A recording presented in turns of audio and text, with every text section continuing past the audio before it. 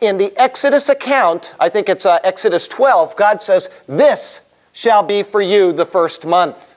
And so now they have a first month here.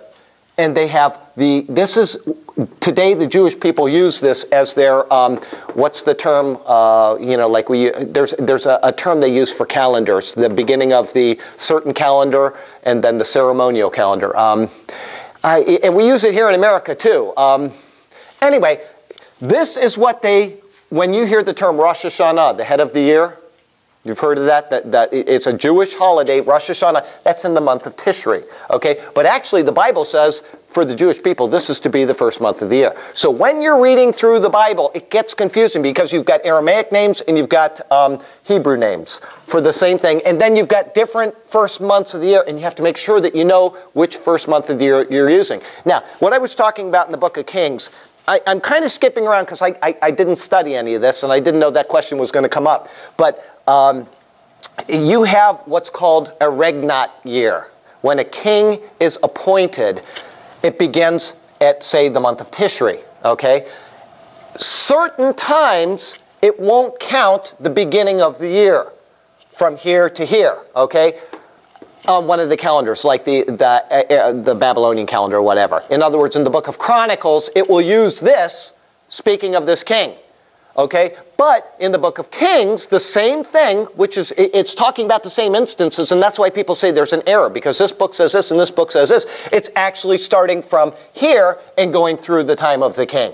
Okay, and so you're going to have like 1 year and 4 months the king was on the throne. But in the other book, it might say the king was on the throne for 2 months. And you think, well, how can that be?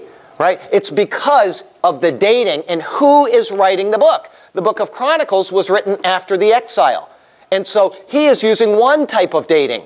And then the book of Kings would have been written by a person in Judah, so it's based on that.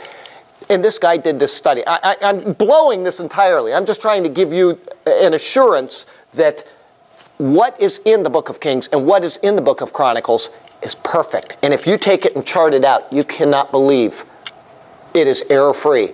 But you know, you don't see that. And so people will use these dates as, against the Bible and against, the infallibility of the Bible, when in fact they're the ones that are wrong and they just didn't do their homework. And this guy, Edwin Thiele, did. And it is fantastic. It really is. Anyway, so this is not correct other than this and this. This is the beginning of the Jewish year. This is the beginning of the regular year. Now, anyway, we'll get to this in a second. My economics professor's little summary for all that and just say figures don't lie, but liars figure. That's very well said. Figures don't lie, but liars figure. Absolutely. When you do a study of the Bible and you have the correct starting point, you have the correct year, which is a 360-day year, and the correct length of a month, 30 days, you will never go wrong. Okay? And then you need to know, is he speaking about the kings, the beginning of the king, or is he speaking about this or that? All of these things play into this particular study of the Bible, the dating of the Bible. Anyway, so where were we? We were on science. Okay, verse 15, somebody. I was in the middle of it. And let them be lights in the expanse of the sky, to give light on the earth. And it was so. Okay, so he's created these lights on the fourth day, and he says, let them be in the expanse of the sky, or the firmament, to give light on the earth, and it was so. Now, here's one thing that's just kind of has nothing to do with what we're talking about other than just me wondering. Have you ever thought what, like King David laying out there in a pasture looking up at the stars, have you ever thought what he thought they were? Has anybody ever done that? I mean, we know what they are because we got these telescopes, and since the time of Copernicus, we know that they're planets and that they're stars and they're way out there. But they didn't know that, right? I mean, King David has anybody ever thought that? Is it just like a pincushion and they're just looking at? It's the fruit of the heavens. Well, absolutely, but what did they think about it? Did they think it's way, way out there, or did they think it's kind of close and you could almost reach it and they're just little stars? I just wonder what it would be like to imagine the stars without actually, and you know, it's like the Egyptians, you know, they would look at the planets, and the planets would move differently than the stars, and they called them wanderers because they wandered through the heavens, and all the other stars were very predictable, right?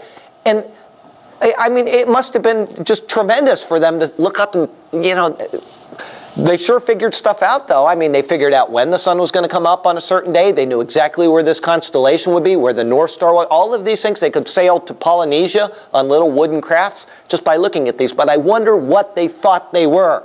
That's, you know, to me, I just kind of curious. And apparently nobody else except for Regina has ever done that. So you probably saw them a lot more like we did, because we always see them with the haze of our light. Oh, absolutely. Montana was the most beautiful thing I've ever seen. Someplace wide open sky with absolutely. Lights. Never seen anything like Montana. Like you could touch them, pluck them. And you could. It was just so amazing to see. Whereas, you know, everywhere else I've been, Asia and Southeast Asia, and it wasn't really nice. But Montana was spectacular. Anyway. A lot closer, as if you could almost touch them. And so I just wonder what they thought back then. Anyway, so then we're on to verse 18. And God made the two great lights, the greater light to rule the day, and the lesser light to rule the night, and the stars. Now, where was that? That was 16. Okay, yeah. Is that what we were supposed to read, was 16? Okay, thank you. I said 18, and so I'm looking at 18. And anyway, okay, so God made the two great lights, and that word there is the word I wrote up there before, asa. He made the great lights. Does that mean that he created them earlier and he just made them appear, or did he actually create them on that day? I would say that the two terms are interchangeable, that bara and asa are interchangeable, and he actually created the sun on the fourth day. Okay? He didn't make them appear. He actually made them that day, and they appeared. Okay, so but people will argue that. They'll say that no, they were created long before, and he just made them visible because, you know, now they can see through the mist or whatever. And the people. A lot of that is because we just don't have God elevated where his rightful place. Absolutely. That mind is not able to conceive. Absolutely, and so we try to justify why we believe what we believe instead of just taking it at its face value. You know, whether that's right or not, we weren't there. But I would believe, just based on all of the reasoning that we did a week ago, that God actually created the way that it's recorded here. There's nothing deceiving in the Bible. And anything that we perceive as deceiving from creation is because we're misinterpreting the data, not because God is deceiving us. But the Bible, I don't believe the Bible deceives us in any way at all, and that these were created on that day. So we have the greater light, which is the sun, rules the day, the lesser light to rule the night, that's the moon. And as I said, they're just so beautifully placed, they're so perfectly placed that when we look at these things, it's astonishing. I mean, to me, it's just astonishing how it's so perfectly timed. Anyway, verse 17. God set them in the expanse of the sky to give light on the earth. Okay, and then go ahead, 18. Govern the day and the night, to separate light from darkness. And God saw that it was good. Okay, now this goes back to, what was it, Genesis 3, I think, 1:3 or 1:4. Yeah, 1:4. You know, to separate the light from the darkness. Now, is that speaking of the same light and the darkness, or is there a different light and darkness in Genesis 1:4? And like I said, if you believe that the sun was created earlier and it was just made to appear on the fourth day, then you could say that the light and the darkness are based on this, okay? But I don't think that's correct. I think that Genesis 1:4, there is a light and a darkness that whatever it's speaking of, a primordial light, there was light and there was darkness made first, and then these are from our reference point, looking up the light and the darkness. Does everybody understand why I'm saying is that in Genesis 1:4, it says he made the light and the darkness. And I don't think that's the same light and darkness that's being referred to in Genesis 1:17.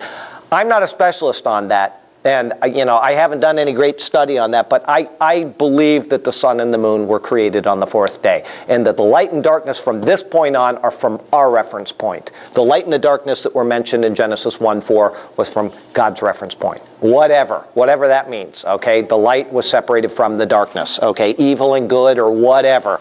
Anyway, verse 18, and to rule over the day and over the... Oh, you already read that. And God saw that it was good. Okay, so this is evening and morning were the fourth day, which would be, and I erased it, that would be Sunday, Monday, Tuesday, that would be Wednesday. Okay, Wednesday is the fourth day. Then God said, let the waters abound with abundance of living creatures, and let the birds fly above the earth across the face of the firmament of the heavens. Okay, so he's created on this day. I got to sneeze right now, so you got, anyway, he's created the creatures, he's created the birds. They are fully functional, okay? They weren't amoebas that evolved into whatever, that evolved into something else, that evolved into something else. They were fully functional. He created a bird, and the bird flew, okay? I do not believe in progressive creation. I don't believe in evolution. I believe that God created these things fully functional. Now, has anybody ever heard of, is it punctuated equilibrium? Is that what it is? I think it is. I think it's punctuated equilibrium. We have this, in the fossil record, we have these times where suddenly all kinds of things appear in the fossil record. And the creation, or the evolutionists cannot explain it. So they came up with the term punctuated equilibrium. And that means that here we have amoebas on the earth, and then they developed into a lizard, and off the lizard crawled into the land, and all these different things, right? But there are, in the fossil record, this is actually the fossil record, I'm not talking about creation here. In the fossil record, you've got zillions of these things that look like this, that are in the stones, right? They're all over the place. And they just suddenly appeared, okay? They're not, there's no, as we said last week, there's no missing link between this and whatever was before it. They just suddenly appeared. And so this one guy came up with a concept called punctuated equilibrium, where all of a sudden things just evolved in this huge explosion of life, particular forms of life. What? Like a leapfrog. Absolutely. Yeah, one moment to the next, and it's called punctuated equilibrium because it's punctuated. There's one here,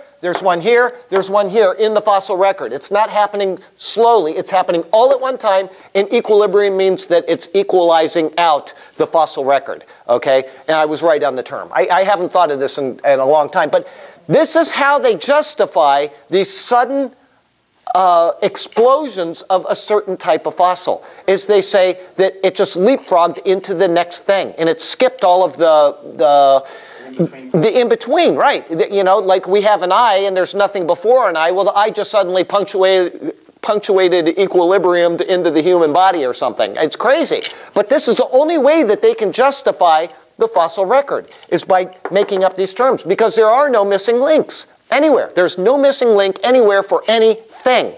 But the Bible explains it very well. God created these things, and there they were, right? And then we have a flood. And so when the flood happened, what would have been the natural effect of a flood on, maybe we'll call this a little flesh-eating zygote or whatever, all right? What would be the natural effect of this type of organism if it eats flesh at the flood? Yeah. No. What? Wouldn't it die in its belly deep? No, if it's, I'm saying if it lives in the oceans and it's just something out there, these things that they find in. Probably just. It would explode because it's eating all of the stuff that's being washed in from the flood. And these things that are living in the waters aren't going to die, right? The fish are going to live through the flood and all these other things. It's the things on the land that are dying. It says everything that had breath died, right? Well, it all goes into the big soup of the sea, and something's got to eat it up, right? It's got to decay somehow. And so you'd have this huge explosion of these little flesh-eating zygotes or whatever they are, right?